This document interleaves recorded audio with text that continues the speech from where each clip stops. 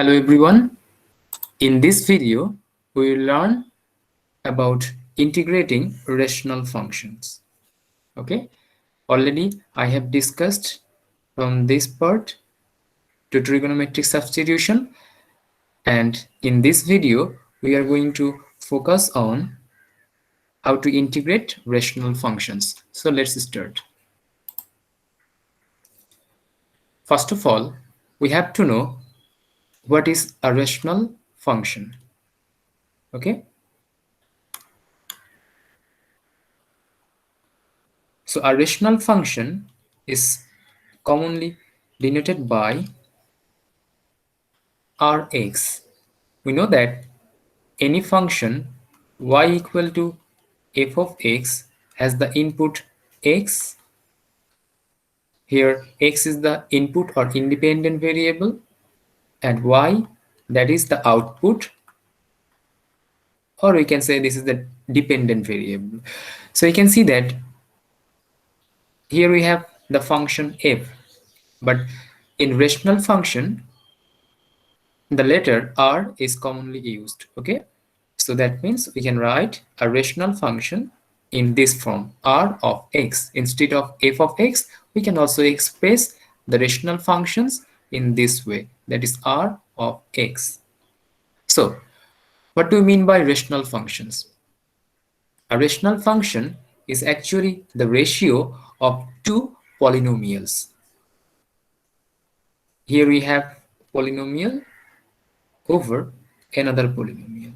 So you can see this is a ratio, p of x over q of x. Okay, so we can say a rational function is a ratio of two polynomials. So in this section, we will give a general method about integrating rational functions, which is based on the idea of decomposition.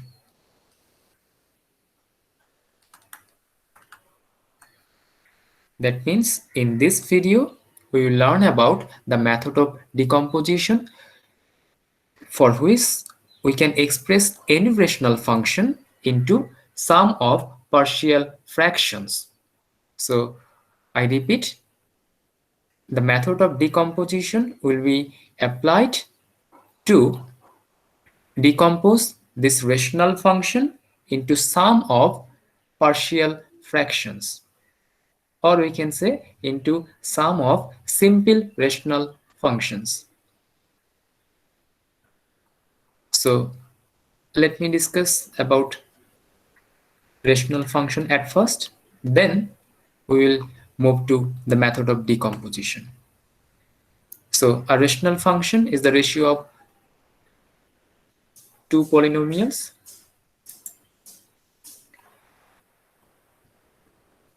For example,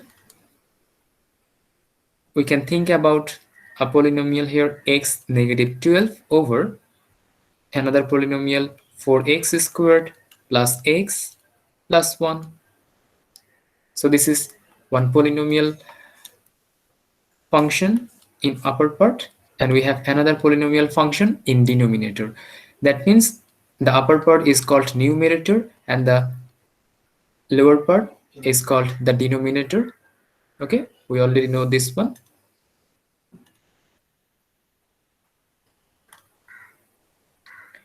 Similarly, we can think about another example. We may have 2x cubed plus x squared negative 3 over x squared negative 1. So we can see we have another rational function, that is a ratio of this polynomial and this polynomial. In numerator, we have 2x cubed plus x squared negative 3, and in denominator, we have x squared negative 1. So from algebraic concept, that means from the concept of algebra, we know that if we have 5x negative 10 over x squared negative 3x negative 4, This is a rational function. I hope we don't have any doubt. Okay, so this is a rational function because we have a polynomial here, we have another polynomial here. So this is a ratio. So what we can do, we can just write by this ways: 5x negative 10 over x squared. We can break down the term negative 4x plus x negative 4. That means what we can simplify, that 5x negative 10 over x times x negative 4 plus 1 x negative 4. So then we can write 5x negative 10 over x negative 4 x plus 1. So you can see that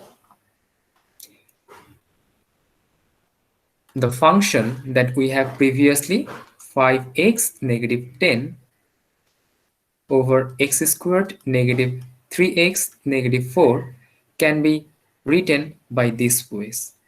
Focus on the denominator now. X squared negative 3x negative 4 is now factored out as x negative 4 times x plus 1. So you can see x negative 4 times x plus 1. If we multiply these two part, we will get x squared negative 3x negative 4 again. So this part is called a factor. X plus 1 is also another factor. Okay, that means x squared negative 3x negative 4 can be written by x negative 4 times x plus 1. So x negative 4 and x plus 1 both are the factors for this polynomial. Okay, so what we can do here, whenever we have a rational function, at first we can think about these factors. That means we can break down the middle part so that we have the factors.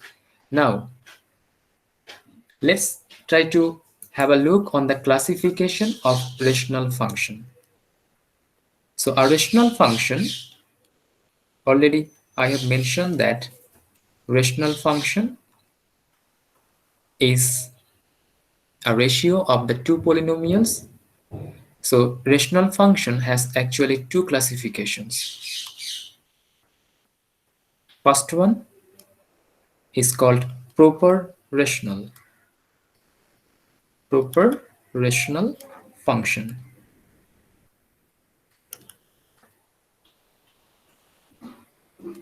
And the second one is called improper rational function.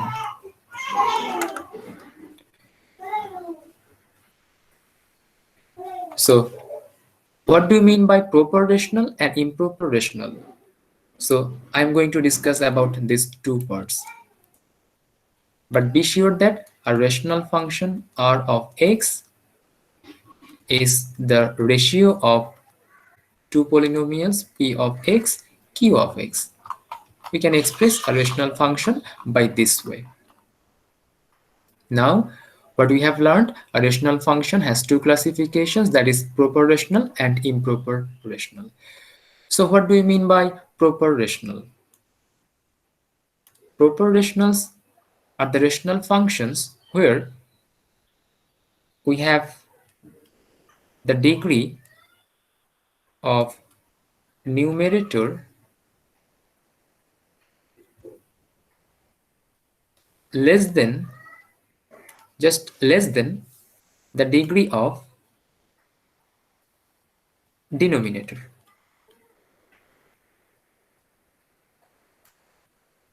And improper rational function is another rational function where we will have the degree of numerator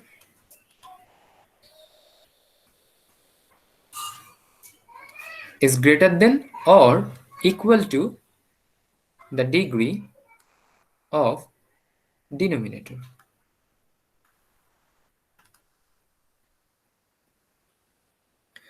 So here you can see that I have used one word, that is degree. Okay, so what does it mean? So we have to know what is the degree of a polynomial.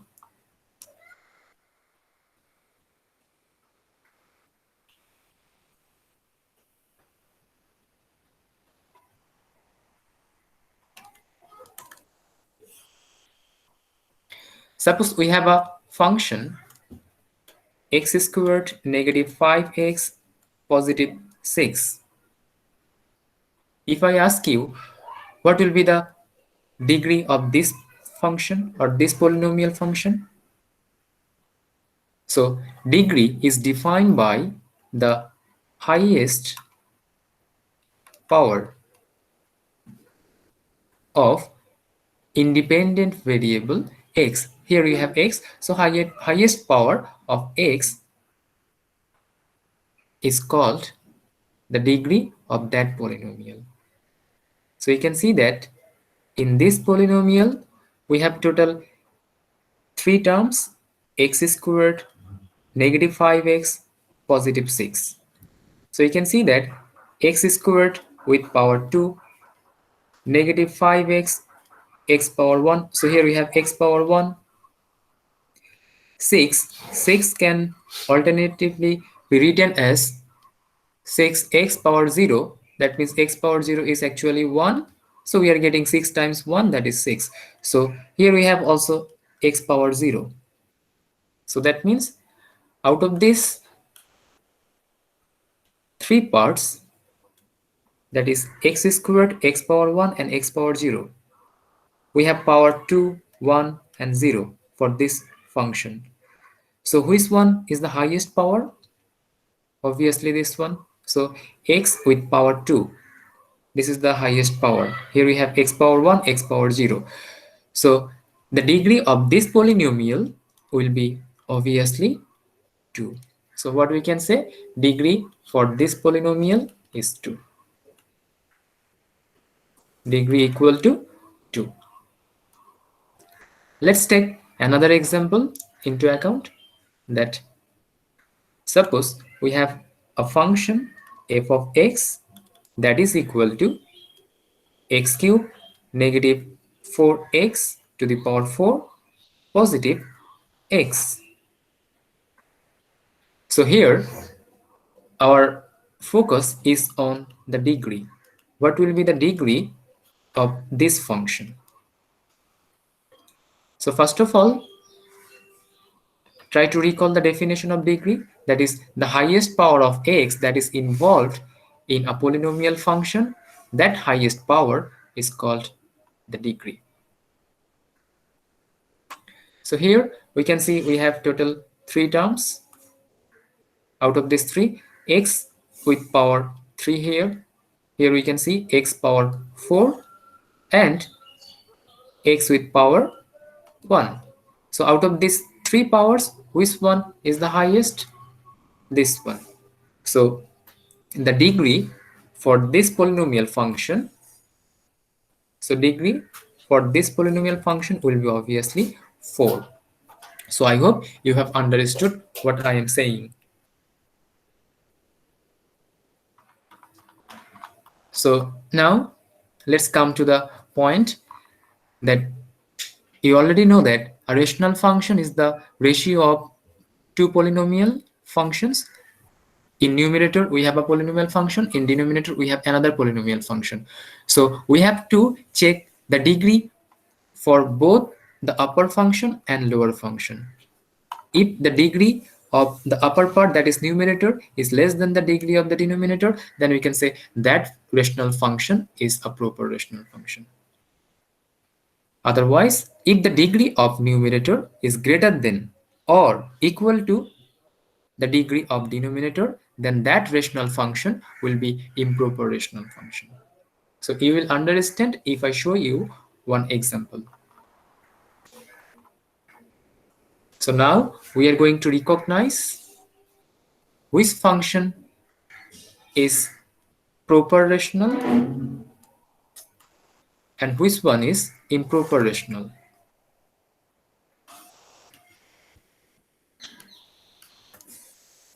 So here, let's take some examples.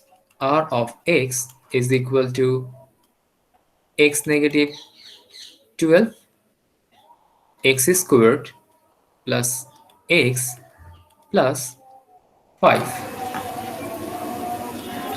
Let's take another example. R of x is equal to 2x cubed negative 7x over x squared negative 4. Let's take another example. R of x is equal to x squared negative x positive 2. Let's say in denominator we have 4x squared negative 1. So I have written 3 examples. All these examples are rational functions because we have ratio of polynomials for these 3 cases. Okay, so first of all, now we have to figure out which of the rational functions are proper and or improper. So let's figure out. Here you can see that in upper part we have x power 1, that is the highest degree, and in lower part the highest degree will be obviously 2. So here we can see that the degree of numerator is less than the degree of denominator. That means it is going with the criteria this one. Degree of numerator is less than the degree of denominator. If this is happening, then we can say the function is a proper rational function. So we can say this one is proper.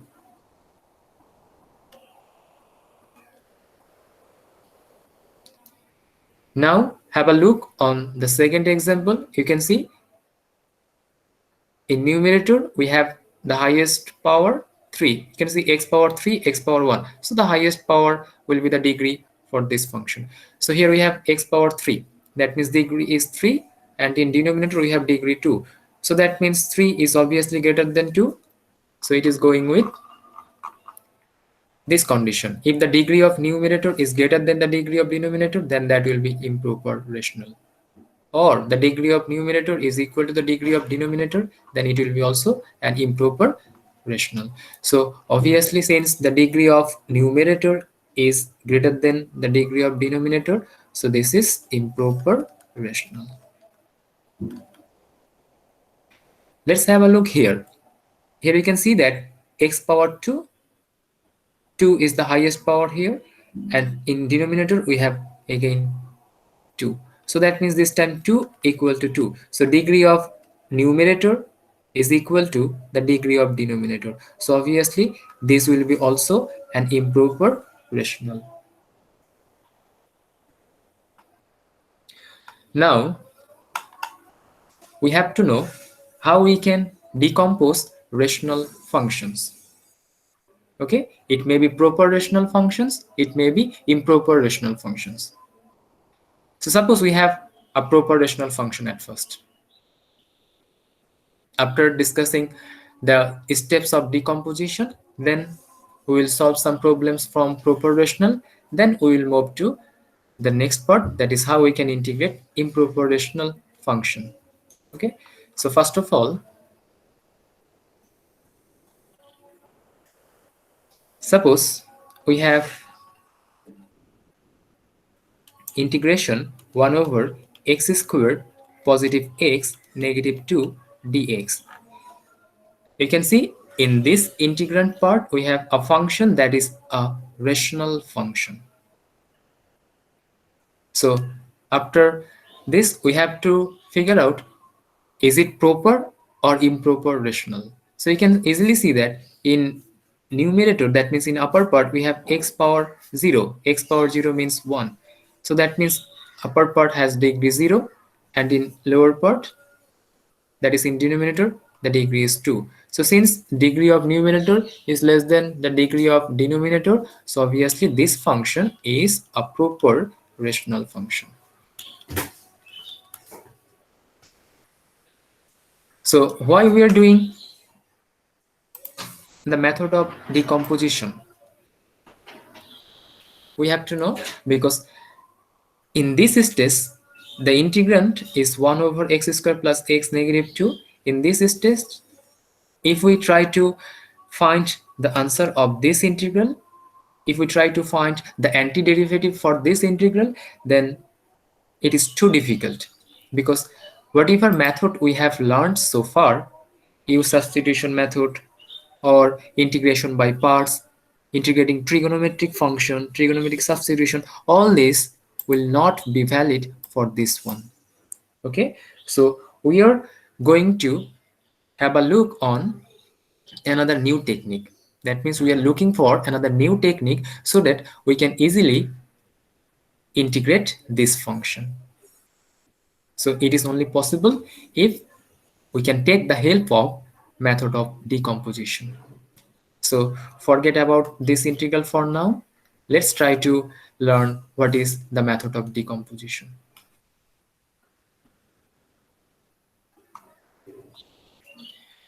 So before discussing the method of decomposition, I would like to say that suppose we have 5x negative 10 over, we can take the previous example from this part. This one, 5x negative 10 over x squared negative 3x negative 4, that is factored as x negative 4 and x plus 4, x plus 1. So we are taking this example here. So 5x negative 10 over x squared negative 3x negative 4, that is finally written as 5x negative 10 over x negative 4 and x positive 1. So can we write this one as x negative 4? Here I am writing x positive 1. So if I write 2 and 3 here, so if we combine these two, then you will automatically get the same thing. That means if we take the LCM, x negative 4 times x positive 1 from this part, then 2 times this one, 2x plus 2, 3 times this one, 3x negative 12. So finally from this part 3x plus 2x, we are getting 5x, 2 negative 12, that is 10. So that means we can write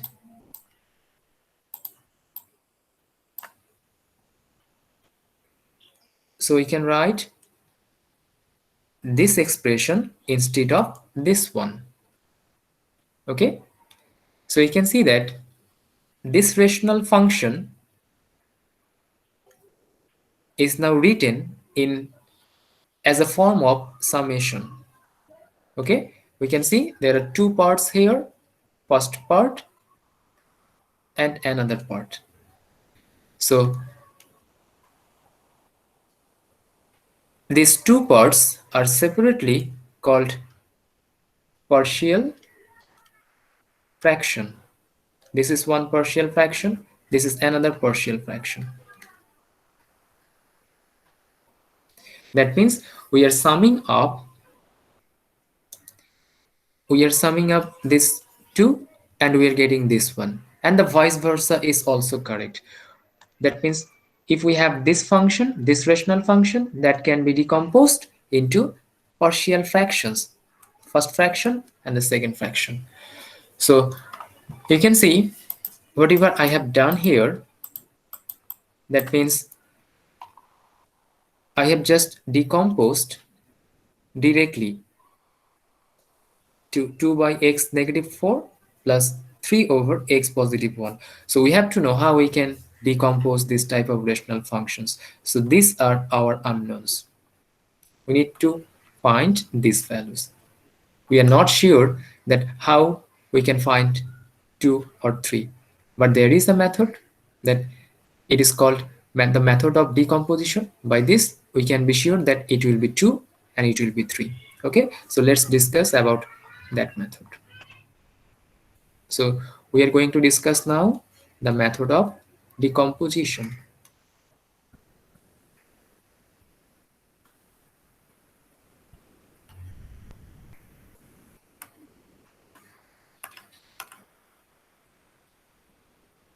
You are already familiar with this method because you have a lot of practice from your school or college level. Okay, but we are just recalling the same thing here. So suppose we have a rational function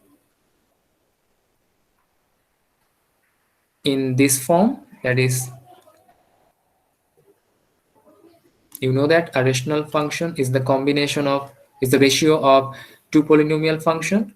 We don't need to have a look on the numerator. So let's say we have something in numerator. Okay, first of all, method of decomposition is only applicable for proper rational function.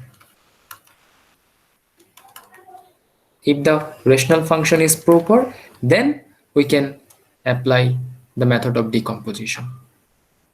Okay, so whatever I am going to show here, all these are proper rational functions.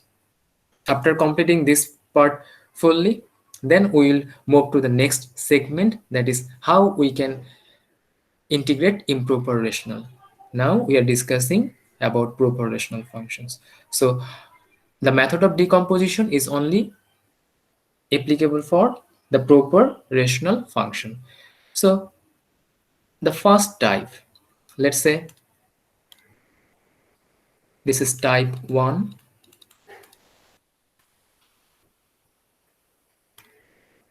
We don't need to focus on the numerator. Okay, it is a polynomial function, but we have to focus on the denominator. So the denominator, suppose we have the factors in denominator. Factors means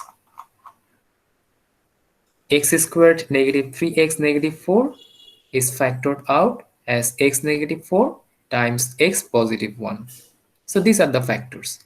Okay, so if we have a polynomial in the denominator, that should be factored out at first. So we are having this one, that means something over x negative a, x negative b. So you can see that for this rational function, what we did, we directly write this one as 2 over x negative 4 plus 3 over x positive 1. So similarly, we have something over x negative a times x negative b. So if we have this one, we can decompose this by x negative a plus x negative b. I am writing these two parts at the very beginning. So you can see here we have x power 1, x power 1. That means these are linear factors. Okay, this is mathematical notation. So but for simplicity, I am just writing x negative a, x negative b. So first of all, this x negative a will be placed here, x negative b will be placed here, and there will be a summation that is positive. Instead of x negative a, we may have x positive a, we may have x positive b, or we can have x positive a, x negative b, whatever. Okay, so that means we don't need to have so much tension for this one. It may be x negative or x positive. So remember, if we have linear factor, then for the first factor x minus a, there will be a constant a. I am writing the constant as capital A or uppercase A. Similarly, for the second factor x negative b, there will be a constant capital B. So this is how we can decompose any proper rational function that is of type 1. Now we have to find this A and this B. That is our target. So let's say we have another type. So type 2. Type 2 can be of this form.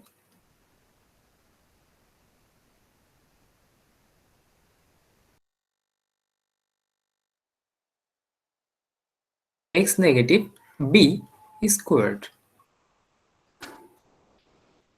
Is that okay? X negative A, X negative B squared. So this time what we can do, since we have X negative A, it is going with the first type. X negative A will take a constant A. There will be a plus sign. Then it is not going with type 1. Here we have X negative B squared. So what we can do here, at first try to understand that if we have this type of form X negative B squared or X negative B cube, so for these forms, at first we have to start from X negative B, then we have to end at X negative B squared. So X negative B, that means this one will contain a constant B, and the later one X negative B squared will take another constant C. You will understand the same thing clearly if I take another example. That is, in upper part we have something, and here we have X negative A, X negative B cube. So this time here we have X negative B cube. So at first this is very simple for X negative A. Since X negative A with power 1, it is going with the first type. So obviously X negative A directly will contain a constant A. But for this one, what we have to do, here we have X negative B cube, just like the previous one, X negative B squared. What we have done here, at first we have started with X negative B, then we have ended at X negative B squared. And both these two parts are containing the constants. So we have to start by this way, that is X negative B cube. First start with X negative B, then X negative B squared, and the last part will be X negative B cube. That means if we have X negative B cube, then there will be total 3 terms for that: X negative B, X negative B squared, X negative B cube. Similarly for this one, X negative B squared, we are taking 2 terms. First one is X negative B, second one is X negative B squared. So each of these 3 terms will contain a constant B. Let's say it is C and D. We are maintaining the serial A, B, C, D. So I hope you have understood type 2. We may have another type, that is type 3.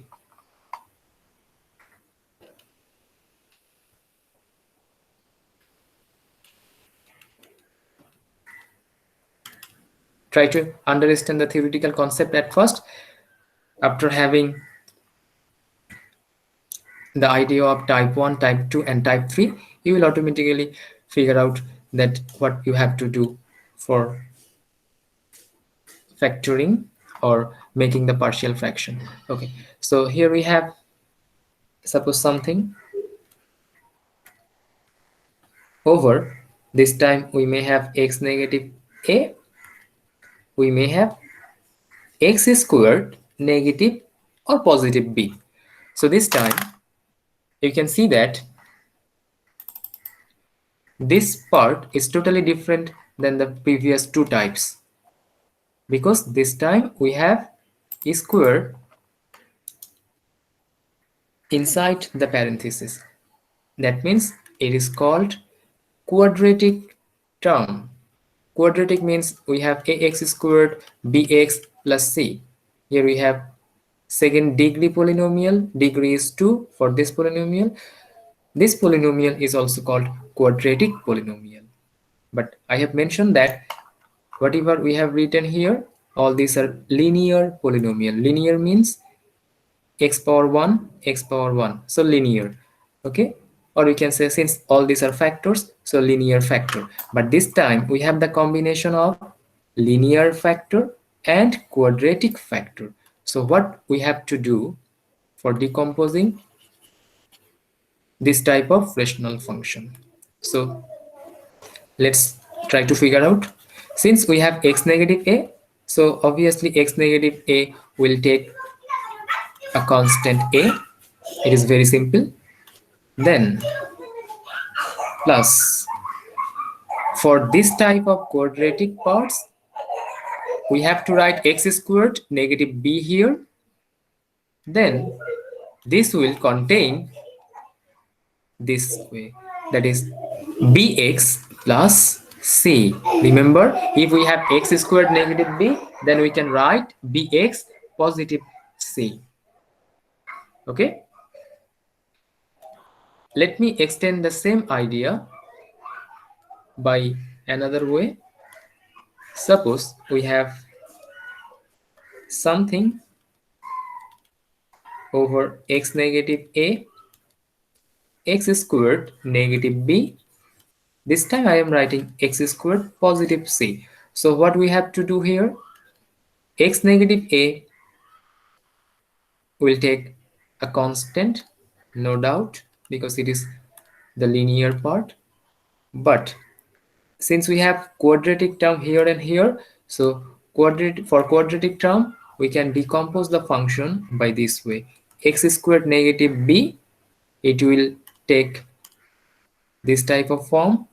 That means bx plus c.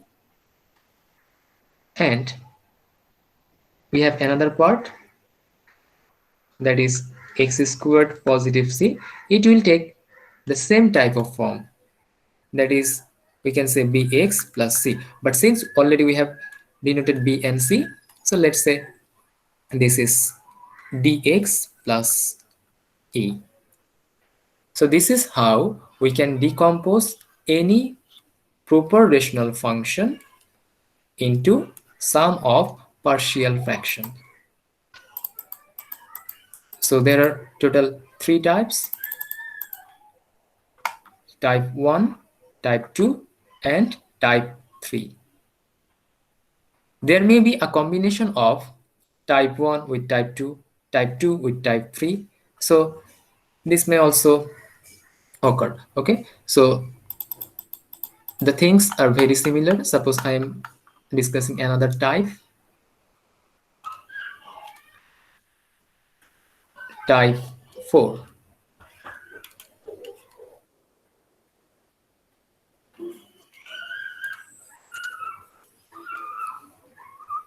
In upper part we have something,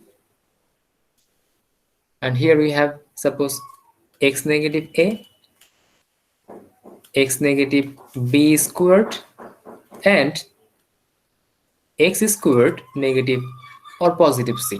So this time you can see that we have both type 1, type 2, and type 3. Whatever we have written here, type 1 type 1 is containing linear factors, type 2 is containing a factor with power 2 or 3 or 4, in general a power m. Okay, and type 3 is containing the quadratic factors. So what we can do here, we can combine all the types here. That means we can combine all the ideas here. That is, for the first one, x negative a, since it is linear factor, it will contain a constant a. Now focus on the second part, x negative b. So first of all, x negative b, then x negative b is squared. This is how we can decompose this one. So x negative b will take a constant b, x negative b squared will contain another constant. For the last one, x squared plus c, it is going with type 3. It will be of this type of form, bx plus c. So that means we have already denoted a, b, c. So let's say it is dx plus e. So this is how we can decompose any rational function that is maybe of type 1, type 2, and type 3. Now I will show 3 examples, that is of type 1, then type 2, then type 3, so that you can understand how we can decompose any rational function. So before integrating a proper rational function, the method of decomposition is a must. Okay, otherwise you will not get your required antiderivative or the answer of the integration. So let's start with the problem that we have written previously. Suppose we have to integrate 1 over x squared plus x negative 2 dx. So this time you can see that this is a rational function. First we are figuring out that it is a rational function because it is containing numerator, denominator with 2 polynomials. In numerator we have 1 and in denominator we have another polynomial. So now we have to check the degree.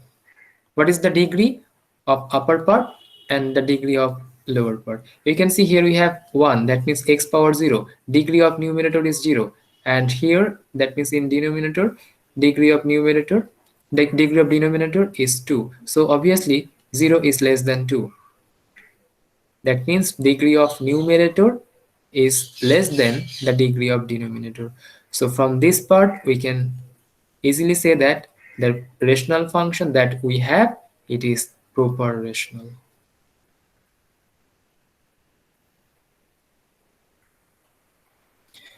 So what we have to do at first, we have to focus on the denominator, not numerator. So let's focus on the denominator. First of all, our target is to make the denominator as factor form. So let's convert the denominator in factor.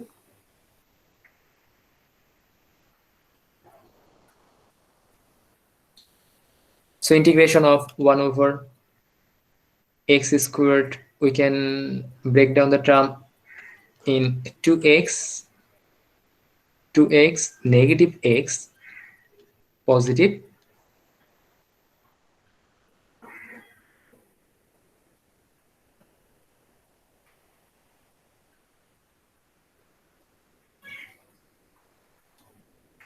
it is negative 2 dx. Okay, we are breaking the term in this way. So now integration of 1 over x times x plus 2 negative 1 times x plus 2 dx. So let's collect the factor, that is 1 over x plus 2 x negative 1 dx. So that means the proportional function that we have previously, it is now converted or expressed in this way, that is 1 over x plus 2 times x negative 1. Now we have to integrate this one, but I have mentioned earlier that there is no such method, okay, that can be applied here to find the antiderivative. So what we can do, we can think about, since it is proper rational function, so we can think about the method of decomposition. So let's decompose this one. That means the function that we have here, now we are focusing here, that is 1 over x plus 2 times x negative 1. Now we have to check the type, in which type it is. So you can see x negative a, x negative b. I have already mentioned we may have x positive or negative. So you can see it is going with type 1 because these are linear factors. So you have to understand at first what type of function is this. So now have a look on type 1 again. Type 1 says that all the factors separately will contain constants. So that means x minus a will take a constant a, x minus b will take another constant b. So I am doing the same thing here. That means at first I am writing x plus 2 plus x negative 1. So x plus 2 will contain a constant a, and x minus 1 will contain a constant b. So in next step, what we have to do, already you know all these things from your previous studies, that we have to multiply.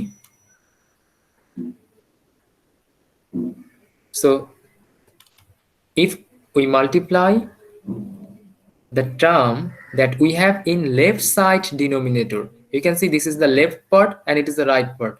We have to multiply the term that is in the left side denominator, not numerator. So whatever term we have in left side denominator, that should be multiplied on both sides with each and every terms. So we are going to multiply here x plus 2, x negative 1 on both sides.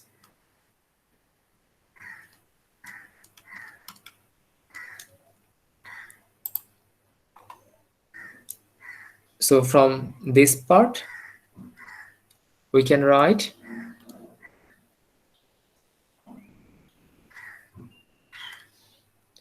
that means, let me show again. We are multiplying x plus 2, x negative 1 with every terms. So what we will get, in left side we are multiplying this one, so x plus 2 and x plus 2 will be cancelled, x minus 1 will be cancelled. So what we are getting finally, we are getting only 1 in left side. On right side we have a over x plus 2. So again the same thing will be multiplied here, x plus 2, x negative 1. So if we simplify, x plus 2 are cancelled. So finally we are having with a times x negative 1 plus, let's think about this part. So b x negative 1, again if we multiply the same thing, x plus 2, x negative 1, so x negative 1, x negative 1 will be cancelled. We will just have b times x positive 2. I hope you have understood the concept. That means we are multiplying x plus 2, x negative 2 in this equation.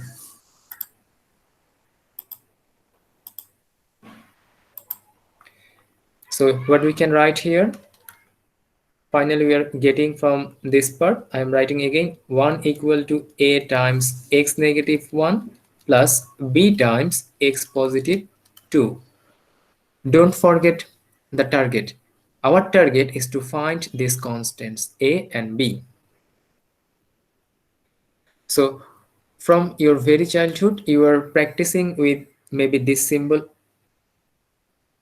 okay, it is called equivalence, but here we can also use equal sign. So from this part we need to find a and B. This is our target.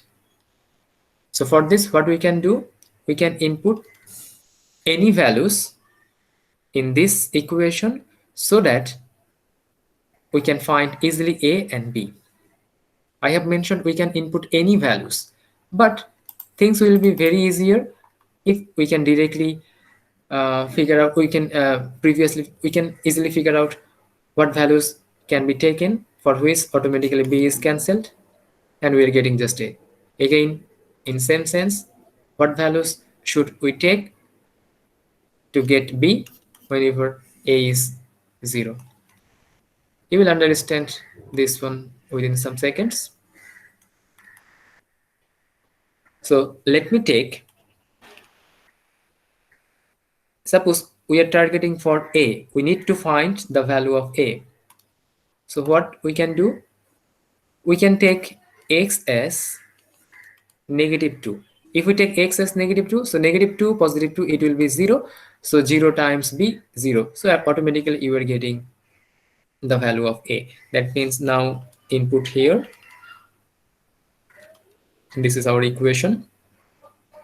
1 times 1 equal to A times, this is our input. We are inputting X as -2, -2, -1 plus B times. Again, you can see here we have -2, +2. Okay, so we are getting 1 equal to, if we simplify, we will get -3A. And for this part, -2, +2, we will finally get 0. So see, we are easily getting the value of A. So A equal to -1/3. So this is our A. Let's use the same idea to get the value of B.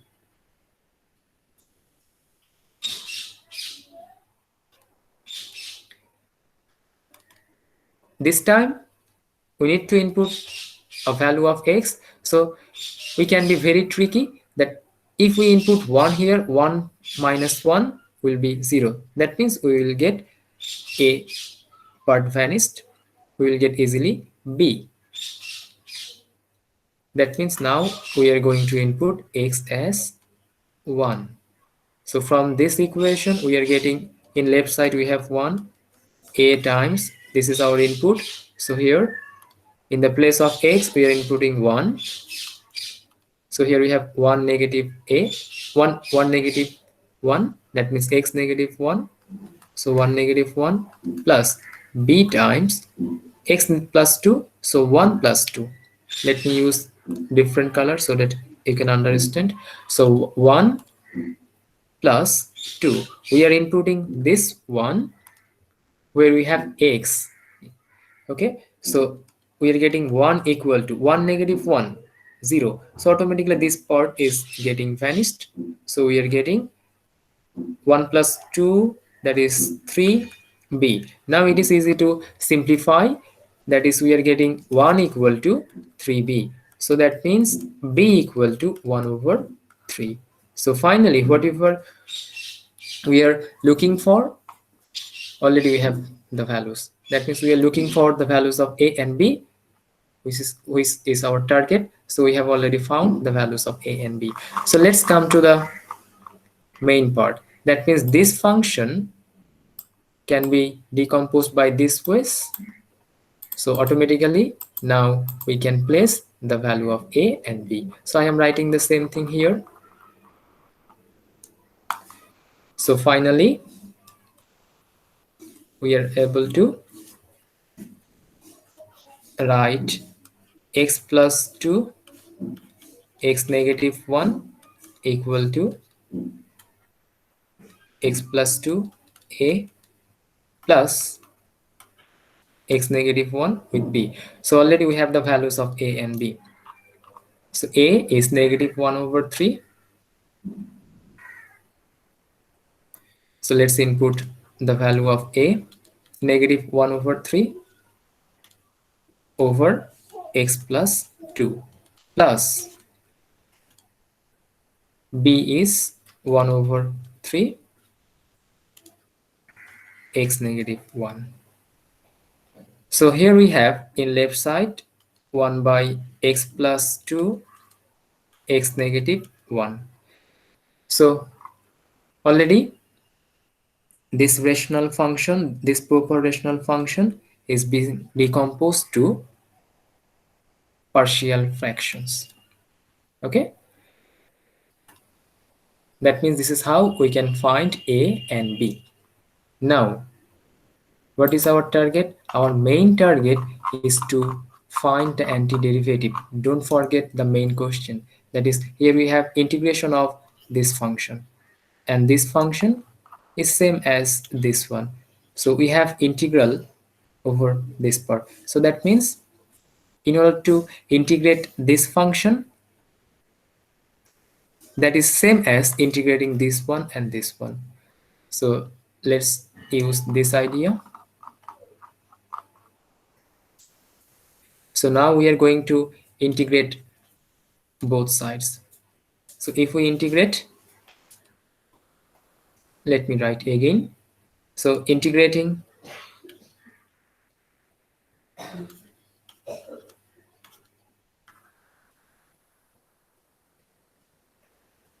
integration of left side is actually equal to the integration of this part plus integration of this part. I hope you have understood. That means our target is to find the antiderivative for this one. We need to solve this integral, but it is very difficult to solve. So what we have done, we have at first decomposed the function into two partial fraction. Okay, that's why now it is getting easier to integrate this one and this one. If we sum up these two, we will get this result for this one.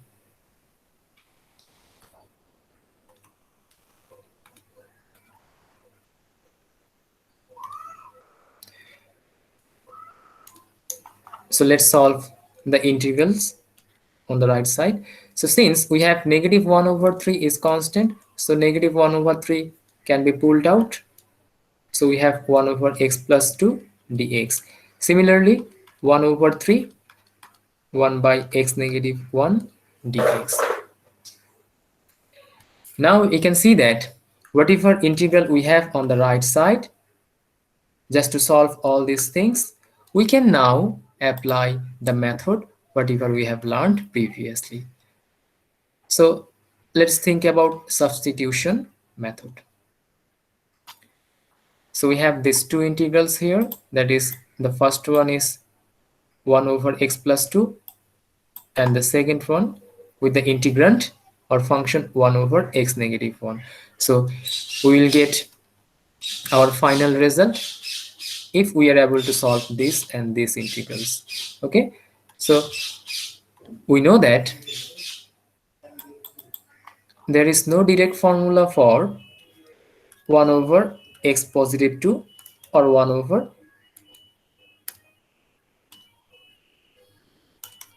x negative 1, but we do have a formula 1 over x, integration of 1 over x dx, that is equal to natural log of modulus x. Here we can see absolute value of x. So this formula will be applied for this integral. But let's say we have negative 1 over 3. I am just writing the first integral as I1 plus 1 over 3. I am writing the second integral in this way, I2, integral 1, integral 2. After finding I1 and I2, I will again place the function or result here. So let's try to solve I1. I1 equal to 1 over x plus 2 dx. So just to solve this one, if you have a good control over u substitution method, then you can easily say it will be natural log of modulus x plus 2. But I am showing all the steps here so that you can understand for your other problems. So let's recall u substitution method. The function that we are taking, that should be suitable. Okay, so we are taking x plus 2 as u, and u substitution method says that in step 2 we have to differentiate in terms of this variable x. So ddx of x plus 2 ddx of u. So that means differentiation of x is 1, differentiation of u in terms of x will be du dx. Now step 3 is to keep the x terms or dx terms in left side and u or du or constant terms on the right side.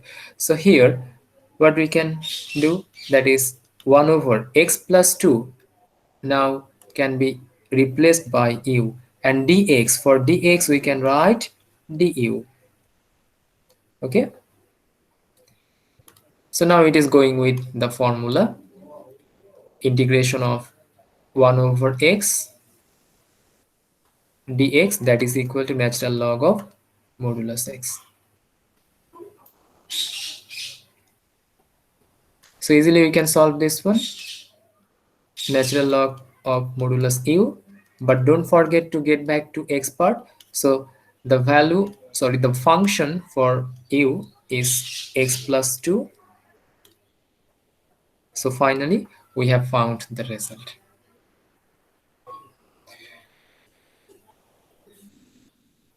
So you can ask me a question, that there will be a question in your mind, since we have one indefinite integral here, so we can input a constant c. So we have actually total two integrals, indefinite integrals, first one and second one.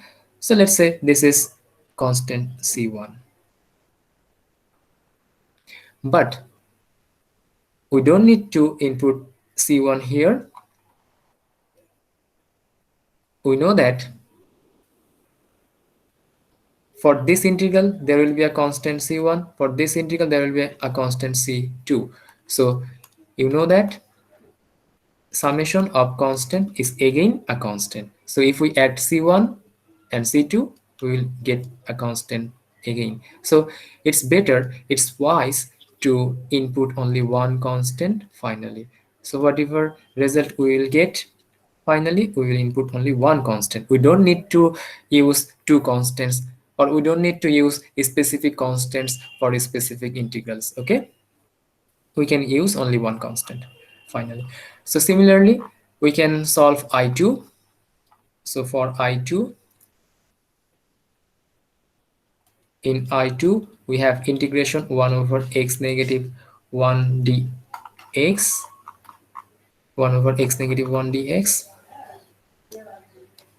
So again the method of u substitution method can be applied.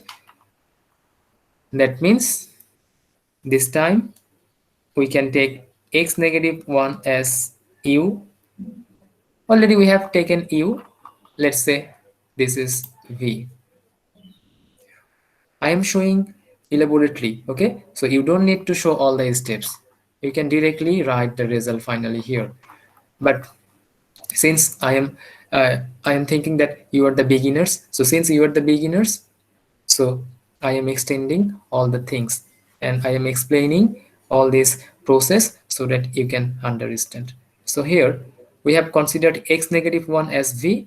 So next step will be differentiation. So we are differentiating both sides. So differentiation of x is 1. Differentiation of v in terms of x is dv dx. Let's keep dx on left side and dv on right side. So what we are getting, 1 over x negative 1. X negative 1 is written as v and dx is now dv. And for this we can write integration of 1 over v, that is natural log, that is ln or ln v. modulus v. So finally, we have found I1, this is I1 and I2.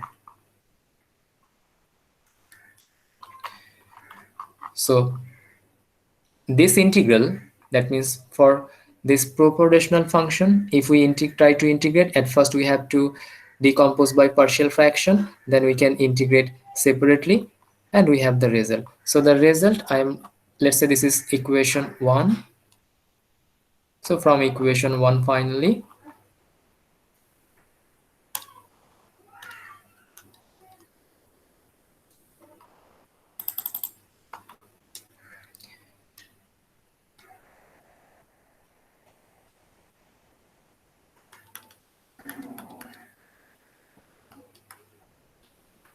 so we have from equation 1, that is integration of 1 over x squared plus x negative 2 dx. This is our main question. That is equal to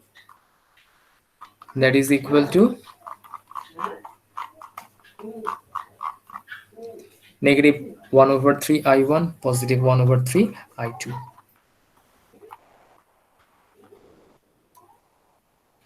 Negative 1 over 3 I1 positive 1 over 3 I2. Just we will get the result finally if we input I1 and I2.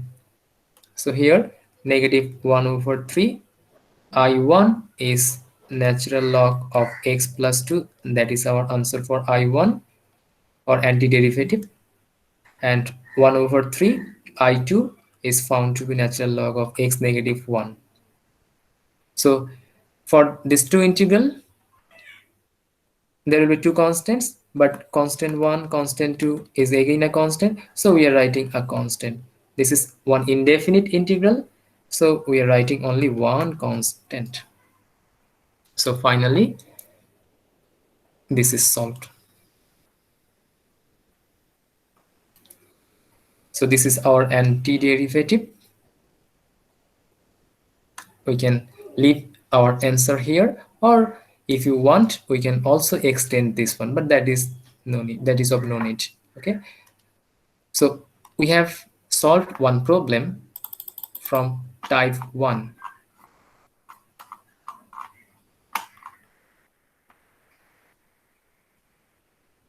Okay, let's take another proportional function from type 2.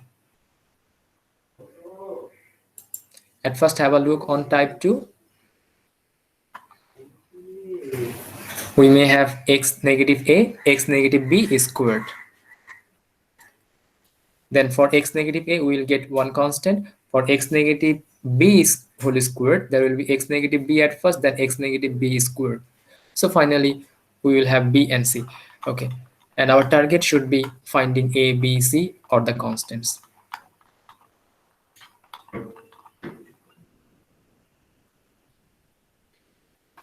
So let's take one problem from type 2.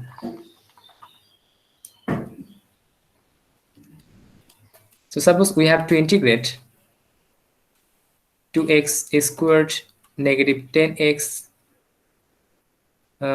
Let's say here we have positive 4, and in denominator what we can say, let's say we have x positive 1 times x negative 3 squared.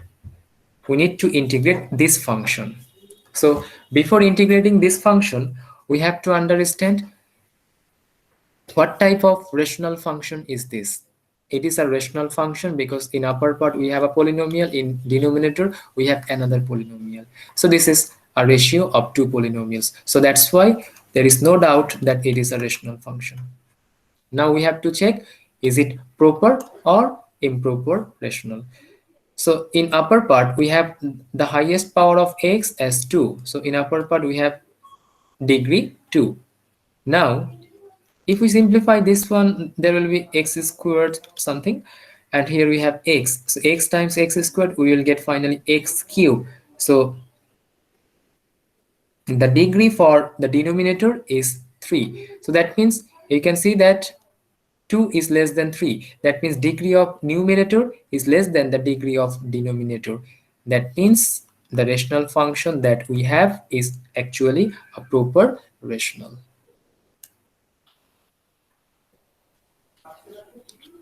Now, just to integrate a proper rational function, at first we can think of the method of decomposition. Otherwise, if we try to find the antiderivative, that will be too difficult. So that's why we need to understand the method of decomposition at first, and let's apply that one.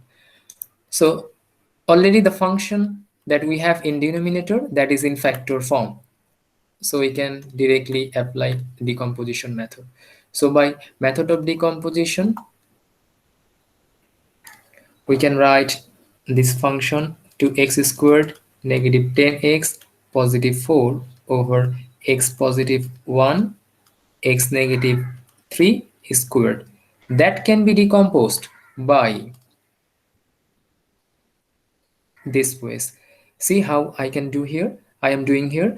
So try to focus on what process I am applying. It is definitely of type 2. Remember the type, it is of type 2.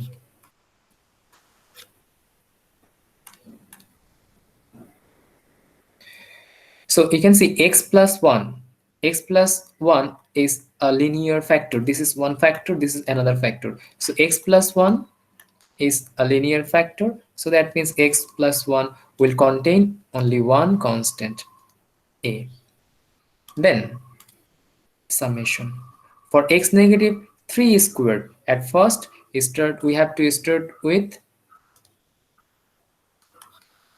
x negative 3. Then we have to finish at x negative 3 whole squared. So this is how we can decompose. And x negative 3 will contain a constant b. X negative 3 whole squared will contain a constant c. Whatever process we have applied, that is coming from type 2. Okay, if you have again confusion, you can have a look on type 2. Already we have discussed here.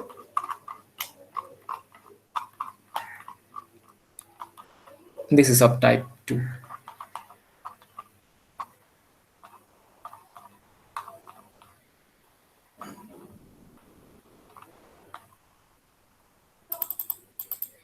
So now, just like the previous problem, what we have done in previous problem, after decomposing this function into partial fractions, our main target is to find a, b, and c, these constants. So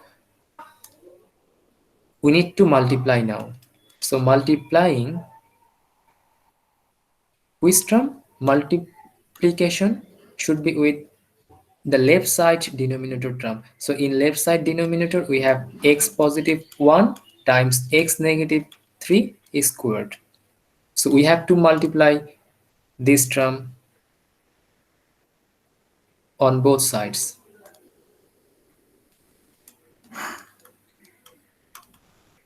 Both sides of this equation. So if we multiply this one here, that means suppose we have this one and this one, this part will be cancelled, this part will be cancelled. So finally we are having with 2x squared negative 10x positive 4 equals now a times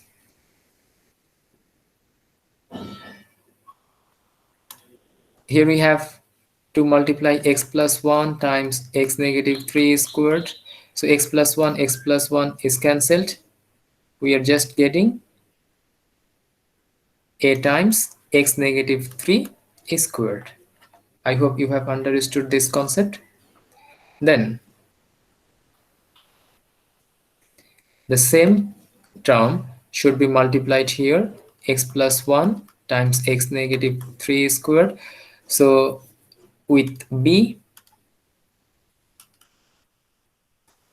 here you can see that x minus 3 once and x minus 3 whole square. So if we cancel this part, then we will have x negative 3. So that means what we can do,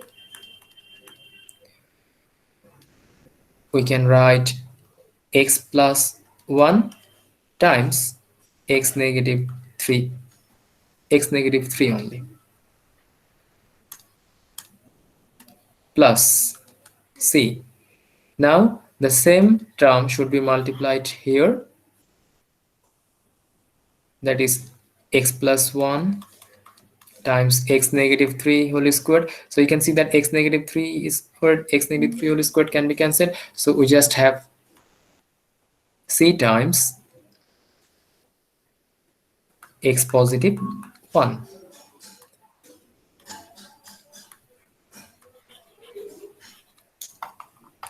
So finally, we have established one equation. You can see there is an equation here. From this part, our target is to find A, B, and C. Then only we can have input here.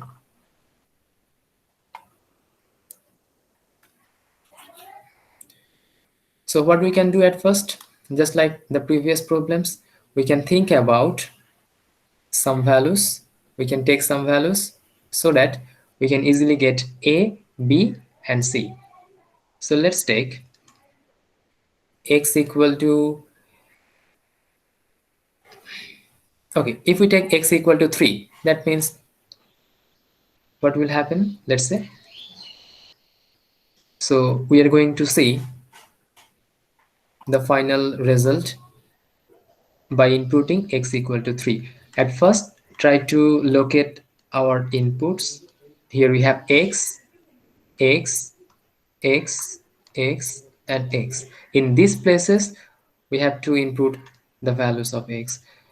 So in left side, 2 times 3 squared negative 10 times 3 positive 4 equal to right side. If we input 3, 3 negative 3, that will be 0, plus b times 3 positive 1, 4, 3 negative 3, that is becoming 0.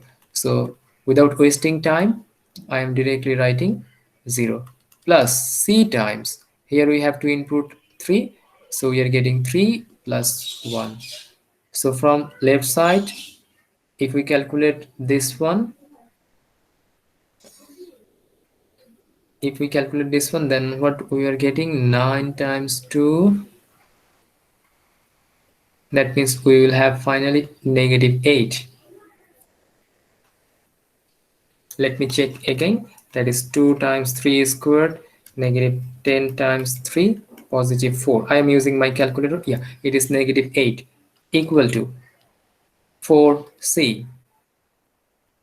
So finally c equal to negative 8 by 4, that means c equal to negative 2.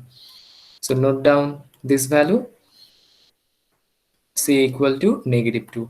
Already we have found one value. So let's input another value of x so that we can find some other constants. So now we can input x equal to negative 1.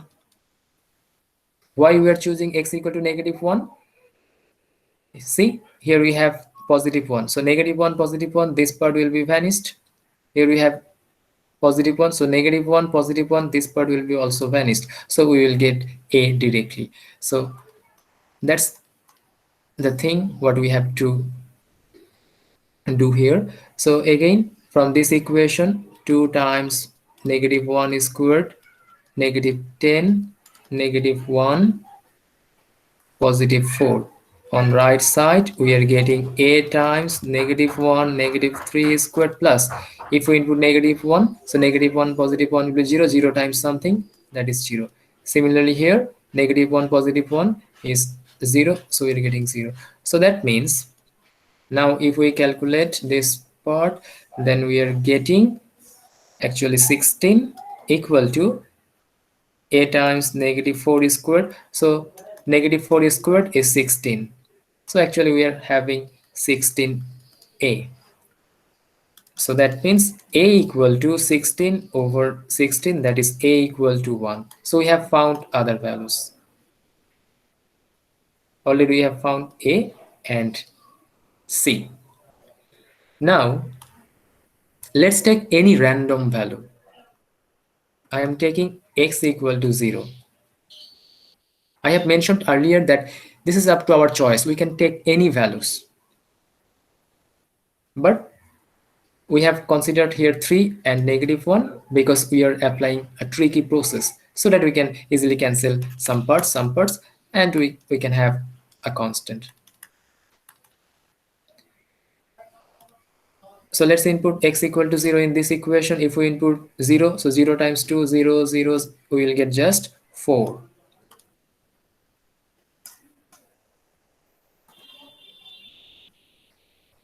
Then on right side, a times 0 negative 3 squared plus b times 0 positive 1, 0 negative 3 plus c times 0 positive 1. So finally we are getting 4 equal to, it will be 9a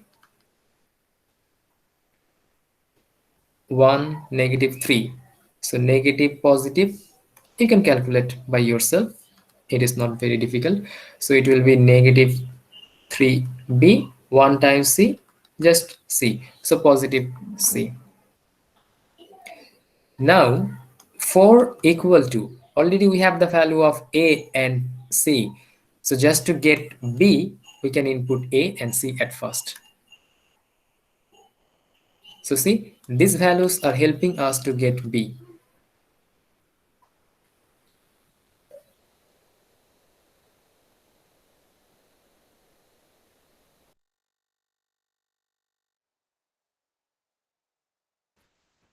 So this will be just b negative 3b plus c is negative 2.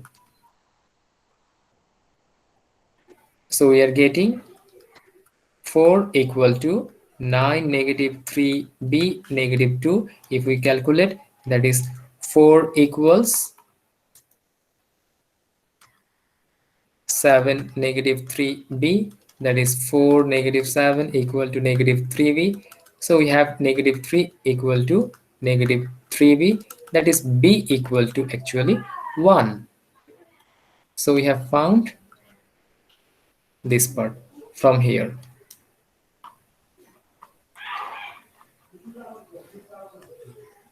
So already our target is fulfilled, that is we have found A, B and C.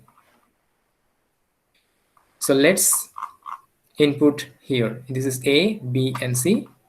So we are coming from this part.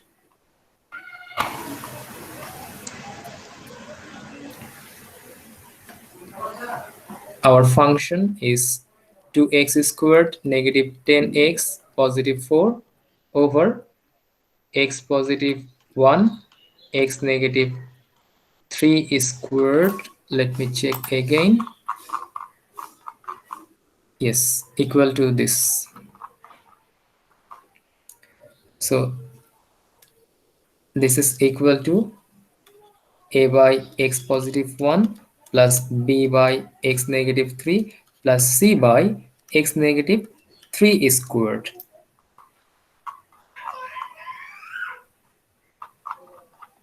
So we have already the values of a, b and c. A is found to be 1, c is negative 2 and b is 1. So let's input these values.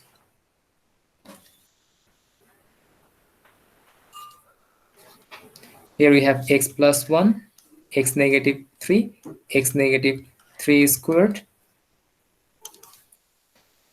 Value of a is 1, b is 1 and c is negative 2.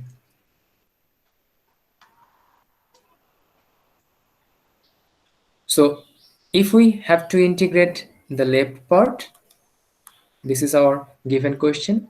So we have to integrate separately these three parts. Okay.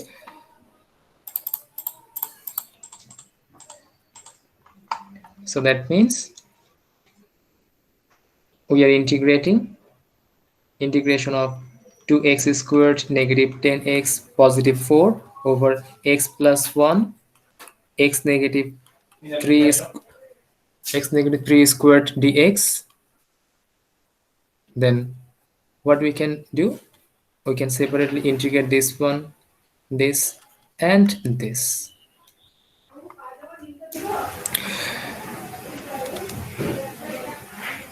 So already we have understood that integration of 1 over x plus 2 or 1 over x minus 1 in previous problem, we can directly write natural log of modulus x plus 2 or natural log of modulus x negative 1. For this part, let's get back to this x negative 1. Okay. So similarly, for this problem, we have this integration of 1 over x positive 1. So we can write the answer as, that means the antiderivative for this one will be natural log of x positive 1 plus natural log of x negative 3. You can use substitution for these two integrals. But since we have another one here, it is not going with the previous two integrals. Okay, so for this we have to apply another technique. That is also use substitution method. So at first, already we have solved these two. So let's try to solve this one. You can see negative 2 is constant. So negative 2 can be pulled out before. We have x negative 3 whole squared here. Okay. So we will get the final result if we are able to solve this one. Now, for this integral, let's say we are taking x negative 3 as u. So differentiation of x negative 3, differentiation of u. So differentiation of x is 1, differentiation of u with respect to x is du dx. So finally keep dx in left side and du is on right side. So let me write again. This is the answer. Modulus ln modulus x plus 1 ln modulus x negative 3 negative 2. We can also think about this is I1, but now I am writing directly. 1 over x negative 3 is considered to be u. So with this part we have u is squared. X negative 3 whole squared, so u is squared. And dx is found to be finally du. So we can easily solve this integral. Let's write this one again. Natural log of modulus x plus 1, natural log of modulus x negative 3. And for this one, what we can do, we can take the reciprocal. That is 1 over u squared is equal to u power x, u power negative 2 du. So here, now natural log of modulus x plus 1, natural log of modulus x negative 3. But integration of, the formula integration of x power n dx, that is equal to x power n plus 1 over n plus 1. So if we apply this formula, then it will be u power negative 2 plus 1, negative 2 plus 1. Okay. So already we have the result. That is natural log of x modulus x plus 1, natural log of modulus x negative 3, negative 2 times negative 2 plus 1. We are getting here negative 1. And upper part u power negative 1. So finally negative negative, it will be positive. That means positive 2 u inverse 2. U inverse is actually 1 over u. Let's get back to x part again. So u is x negative 3. So here we are getting 1 over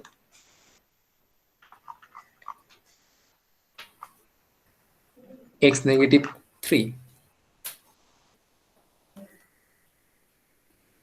So let's write this part here.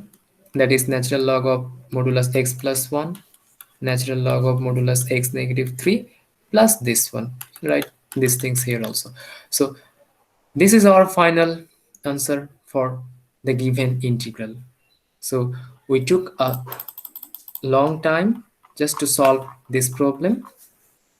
That means it is too difficult to solve this type of proportional function, or if we have the proportional function in this integrand part, then what we can do, we can think about the method of decomposition, and it is going with type 2.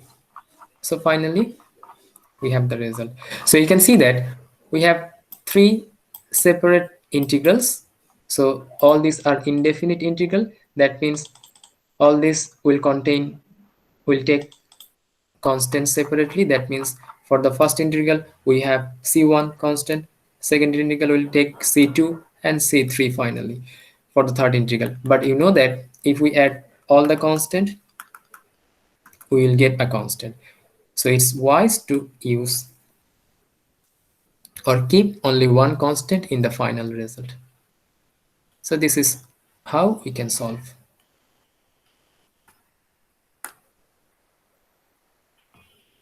Now let's have a look on type 3. Have a look on type 3.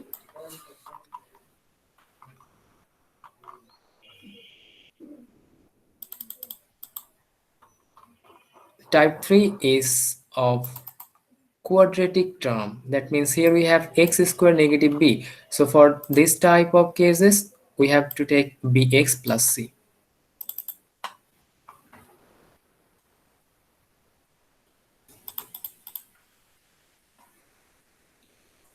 Let's think about one problem.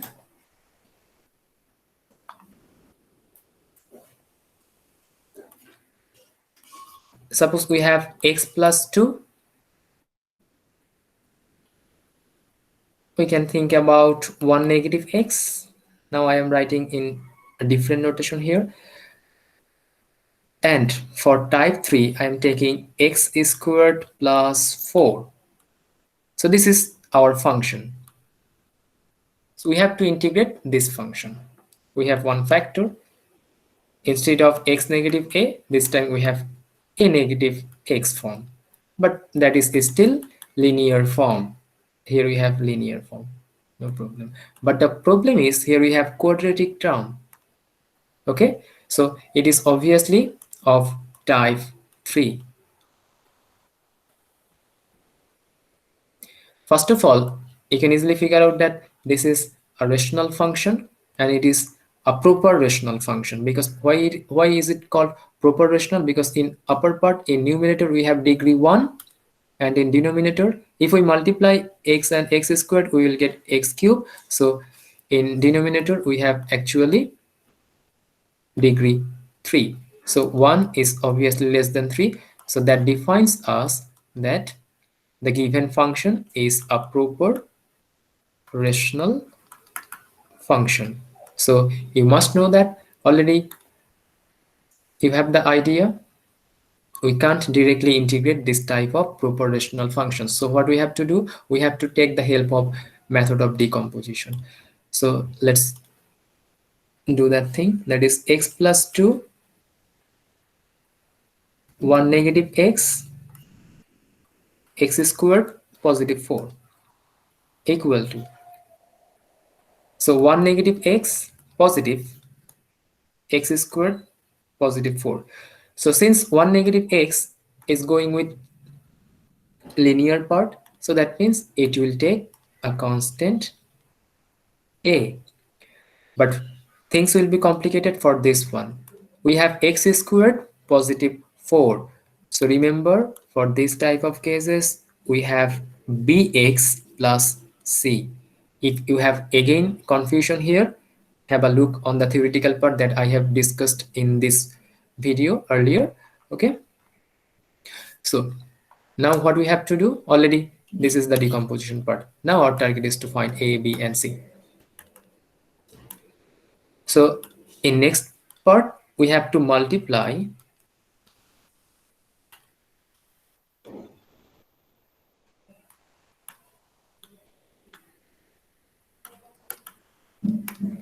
on both sides, we have to multiply this term that is on the left side denominator. So the denominator of left side is 1 negative x, x squared positive 4. So see, we are maintaining the same steps every time. So problems are looking difficult, but actually all these things are easier. Okay. So if we multiply both sides, then we will get directly x positive 2. For this one, we will have x squared positive 4 times a, plus for this one, we will get bx plus c times 1 negative x.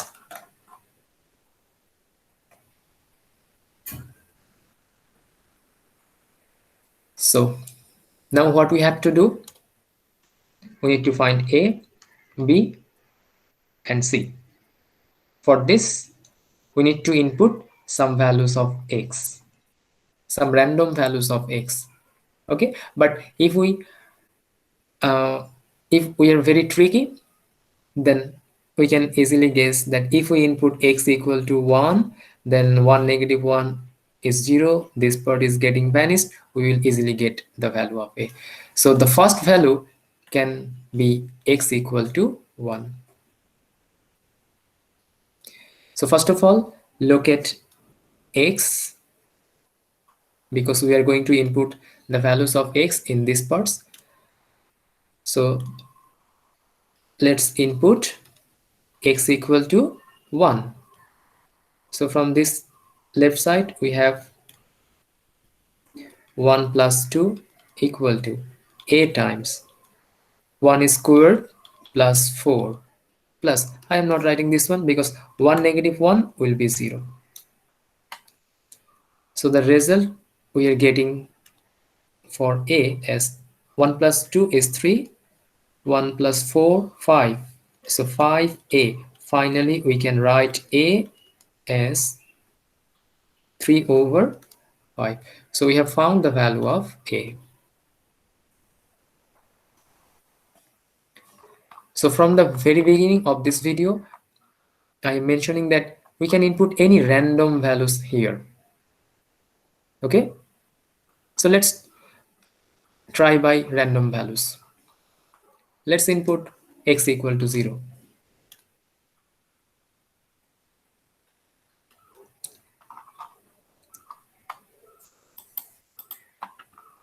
So if we input x equal to 0 in this equation, so what we are getting?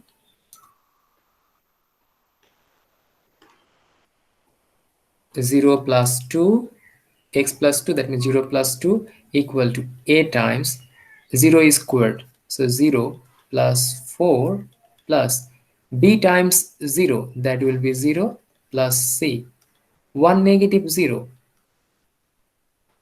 So this is how we can simplify. So we have 2. If we simplify this part, we will get 4a, and 0 plus c is c, and here we are getting 1. So finally we can write just c here. Now you may notice that we have already a. The value of a is 3 by 5. So let's plug that value. So it is 3 over 5 plus c. So we are getting 2 equal to 12 over 5 plus c. Let's try to simplify this one. 2 negative 12 by 5 equal to c. So finally c will be, use calculator or LCM technique, you will get it will be negative 2 over 5. Yeah. So this is another value.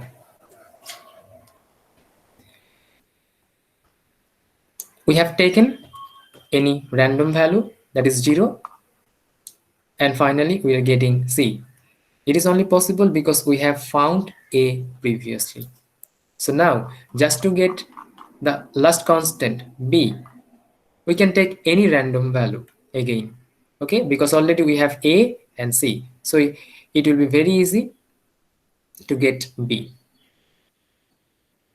So let's take a random value. We have taken 0, 1. Let's take 2. So let x equal to 2. That means from this part, we will get 2 plus 2.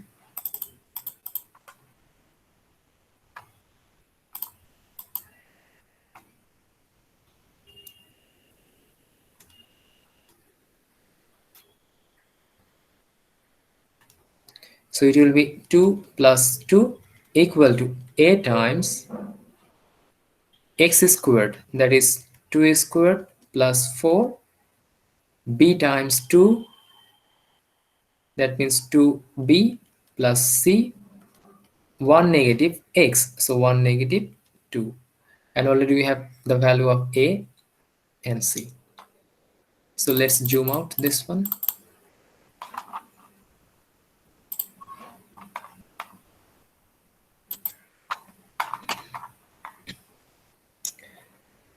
If we simplify this part, we will get 4 equal to 4 squared, 2 squared, that means 4. 4 plus 4, we are getting 8a plus 2b plus c, 1 negative 2, that is negative 1. So we have 4 equal to 8. The value of a is found to be previously 3 by 5 and c is negative 2 by 5. So let's input this one. A is 3 by 5 and c is negative 2 over 5. Okay, let me write by correct notation. That is, here we have 2b negative c and there is negative 1. You can easily understand that negative 1 and positive. So what we will get? We will get actually negative. So instead of writing positive, I am writing here negative. Okay. So let's simplify again. 4 equal to 24 over 5 negative 2b positive 2 over 5.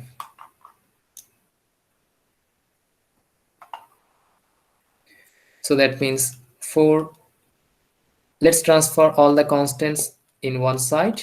4 negative 24 over 5 negative 2 over 5 equal to negative 2b. So let me use my calculator. It will be 4 negative 24 over 5 negative 2 over 5. Directly we are getting directly negative 6 over 5 equal to negative 2b. So finally negative negative will be cancelled out.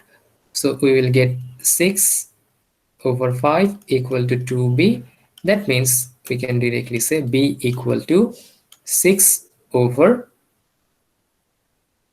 2 times 5. That means it will be 3 over 5.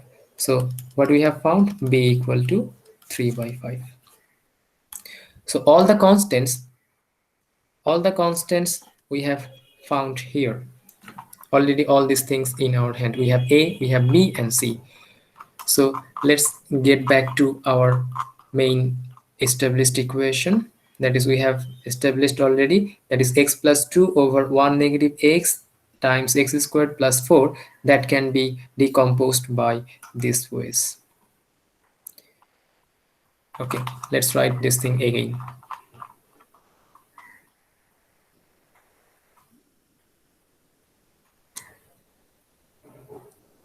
So we have x plus 2, 1 negative x, x squared positive 4 equals 1 negative x with a, x squared plus 4 with bx plus c. Let me check again.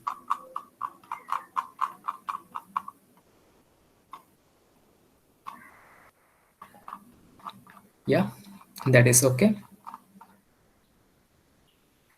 So now we need to input the value of A, B, and C. So without wasting time, I am writing here.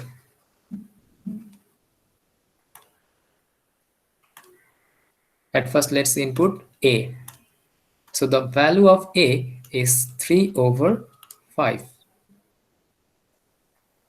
The value of B we have found previously, it is 3 by 5. The value of C is negative 2 by 5.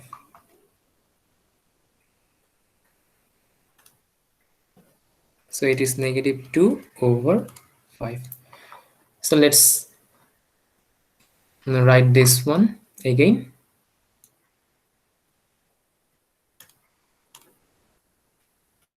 X plus 2, 1 negative x times x squared plus 4 equal to 3 over 5, 1 negative x positive 3 over 5 x negative 2 by 5 over x squared plus 4.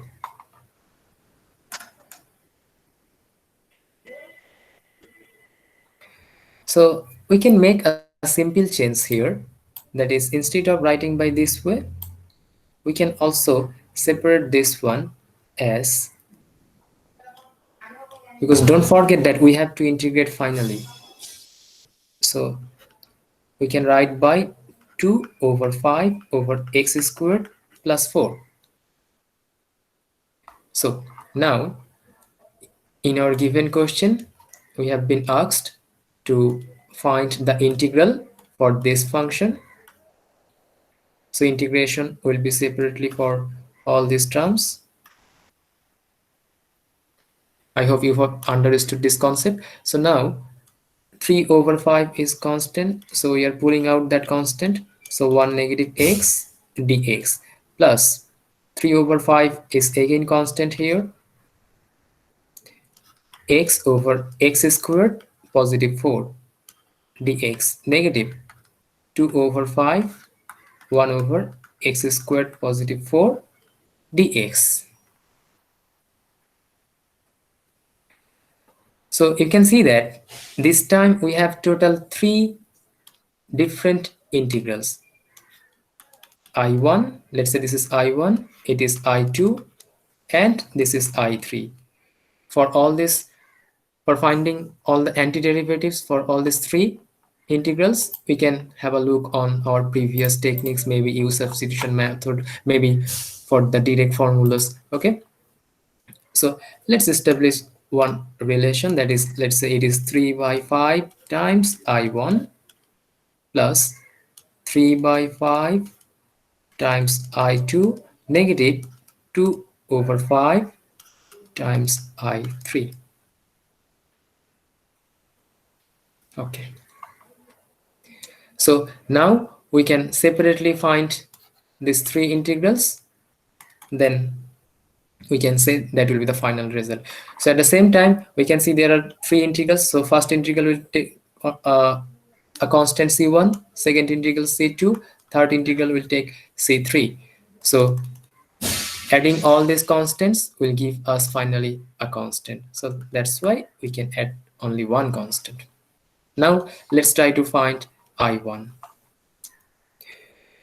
So here I1 equal to integration 1 over 1 negative x dx. So we can think about u substitution method again. That is, if we take 1 negative x as u, so after differentiation of this part, what we are getting? We are getting negative 1, because differentiation of negative x is negative 1 is equal to du dx. So now we can write dx in left side, and in right side negative will be transferred to right side, so negative du. So that means integration of 1 over u dx is found to be negative du. So since negative 1 is constant, so we can pull out that negative before this integral sign. So negative 1 over integration of 1 over u du, that is finally what we can write. We can write as, we know that integration of 1 over u du, that is actually natural log of modulus u, or absolute value of u. So let's get back to our main function x part, that is u is equal to 1 negative x. So natural log of 1 negative x. So this is our I1. Already first part is completed. Let's try to find I2. So in I2 we have integration of x over x squared plus 4.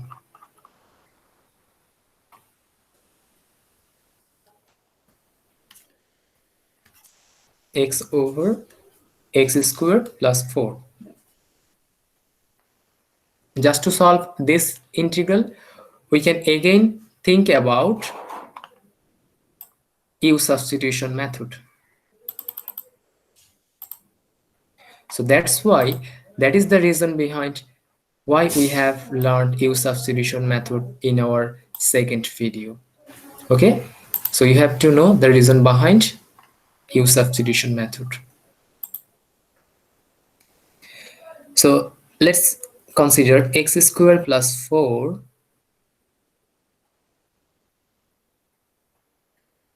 as u. Then differentiation of x squared plus 4, differentiation of u. So differentiation of x squared will be 2x, differentiation of 4 will be 0. So we have du dx. Now what we can write? We can write 2x equal to du over dx. So let's keep x terms on left side and du terms and constant term on the right side. So we have found x dx is equal to du by 2. So we can rearrange this function as 1 over x squared plus 4 times x dx. So now we can write 1 over u x dx. X dx is found to be du by 2. So 1 by 2 integration of 1 over u du. So again, we know this integral, the formula will be natural log of u. Let's get back to x term. So this time we have considered u as x squared plus 4.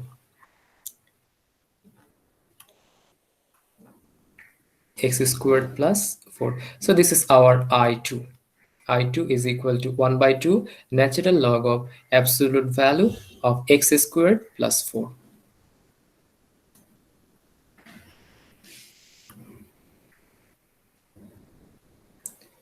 We have considered here u. We can also take v, w, whatever we want. But this is called substitution method. Now let's try to find I3. In I3 we have integration of 1 over x squared positive 4.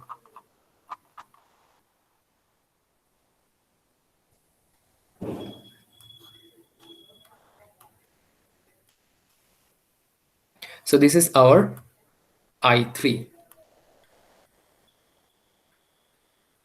I would like to tell you that we have a direct formula, that is 1 over integration of 1 over x squared plus a squared.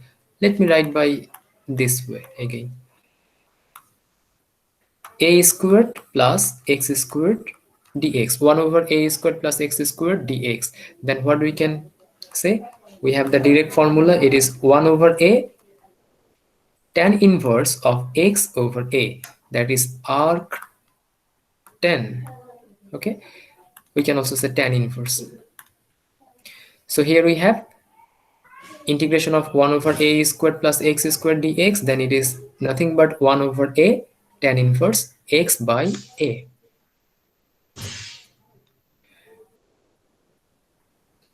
We can see here we have the same form, x squared plus 2 squared dx.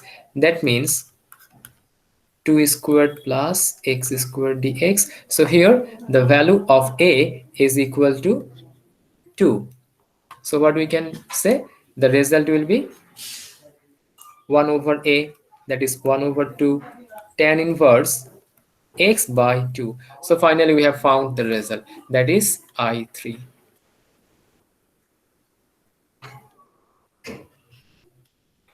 So you will get your final result if you input I1, I2 and I3 in this part.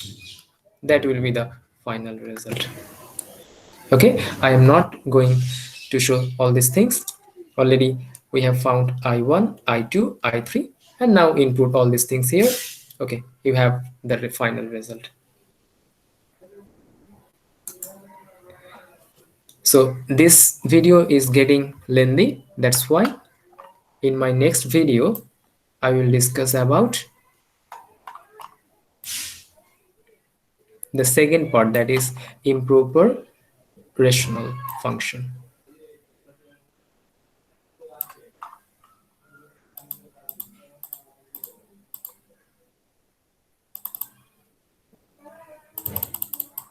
In this video, what we have learned how to integrate proper rational functions, and we have seen 3 problems from 3 different types.